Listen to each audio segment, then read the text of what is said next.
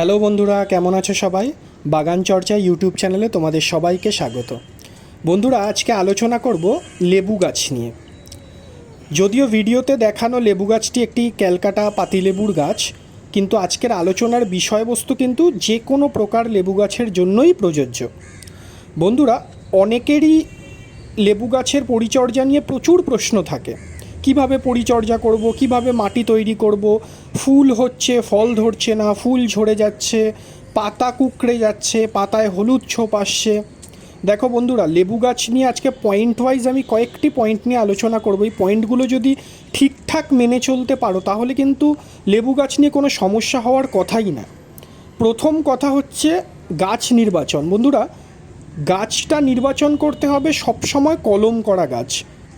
অনেকেই নার্সারিতে গিয়ে লেবু গাছ শুধুমাত্র গাছটি দেখে গাছটি কিনে ফেলেন, কখনো দেখেন না যে গাছটি আদৌ কলমের গাছ নাকি বীজ থেকে তৈরি হওয়া গাছ। বন্ধুরা, সবসময় ছাদ বাগানের জন্য কলমের গাছই কিনতে হবে যদি তাতে পরিমিত পরিমাণ ফল খুব তাড়াতাড়ি বা কম সময়ের মধ্যে পেতে হয়। অবশ্যই কলমের চারা নেবেন এবং গাছটি জাত দেখে নেবেন। যদি কোনো বন্ধুরা গাছের জাত চিনতে না পারেন, অন্ততপক্ষে গাছটি গ্রাফটিং কিনা, কলম করা কিনা সেইটুকু অন্ততপক্ষে দেখে নেবেন। দ্বিতীয়, গাছের যখন মাটি তৈরি করবেন সবসময় মাটি সঙ্গে গোবর সার মেশানোর চেষ্টা করবেন। ভার্মি কম্পোস্টও ভালো কাজ করে, কিন্তু গোবর সার কিন্তু লেবু গাছের জন্য সবসময় ভালো।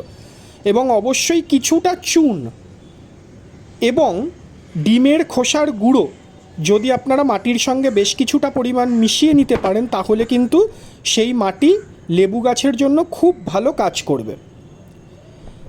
এরপরে বেশ কিছু সার দিতে হয়, তবে আমি একটি সারের কথা সবসময় বলবো। লেবু গাছের খাওয়ারে হাড় গুঁড়ো কিন্তু অন্তত 15 দিন বাদে বাদে একটি 10 ইঞ্চি টবের জন্য দেবেন। লেবু গাছের পাতা হলুদ হওয়ার সমস্যা থেকে দূরে রাখতে আপনারা অবশ্যই অন্তত 15 দিন থেকে 1 মাস বাদে বাদে এপসাম সল্ট দ্রবণ দিয়ে গাছটিকে স্নান করাবেন। আর বাদবাকি যা পরিচর্যা আছে সেই পরিচর্যা আপনারা বিভিন্ন ভিডিওতে এমনিই পেয়ে যাবেন। আমি মূল পরিচর্যার বিষয়বস্তু নিয়ে আলোচনা করছি। চারা সবসময় চেষ্টা করবেন মাটির টবে বসানোর এবং অন্তত 10 ইঞ্চি টবে বসানোর।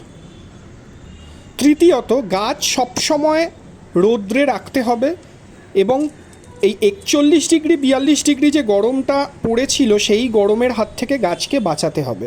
বর্ষাকালে কোনো রকম সার প্রয়োগ করা যাবে না। যারা মাটিতে বা জমিতে লেবু গাছ করছেন তারা গাছের গোড়া থেকে অন্তত 1 ফুট ছেড়ে চারিদিকে রিং করে গর্ত করে সেখানে খাবার প্রয়োগ করবেন। গোড়াতে খাবার প্রয়োগ করা যাবে না। লেবু গাছের জন্য মিরাকুলান একটি উৎকৃষ্ট মানের গ্রোথ বুস্টার। অবশ্যই এই ওষুধটি বা গ্রোথ বুস্টারটি আপনারা বর্ষাকাল বাদ রেখে অন্য সময় অন্তত 15 দিন বা 1 মাস বাদে বাদে দিতে পারেন। এতে গাছের বিভিন্ন রকম প্রবলেমগুলো থেকে গাছ দূরে থাকবে। মাটিতে অবশ্যই মাইক্রোনিউট্রিয়েন্টের দানা মাসে একবার করে 12 থেকে 15টি দানা দেবেন। এতে গাছের যে সমস্ত অনুখাদ্যজনিত যে সমস্ত সমস্যা হয় সেগুলো থাকবে না। বর্ষার আগে গাছের প্রুনিং মাস্ট।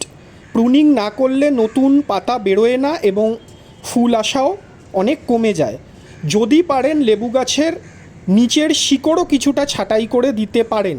তবে যারা একেবারে অনভিজ্ঞ তাদের ক্ষেত্রে বলবো শিকড় ছাঁটাইয়ের কোনো দরকার নেই, আপনারা শুধু সফট প্রুন করে দিন বর্ষা আসার আগে। এই বর্ষার সময়টা অন্তত 15 দিন বাদে ফাঙ্গিসাইড আর নিম তেল মাস্ট।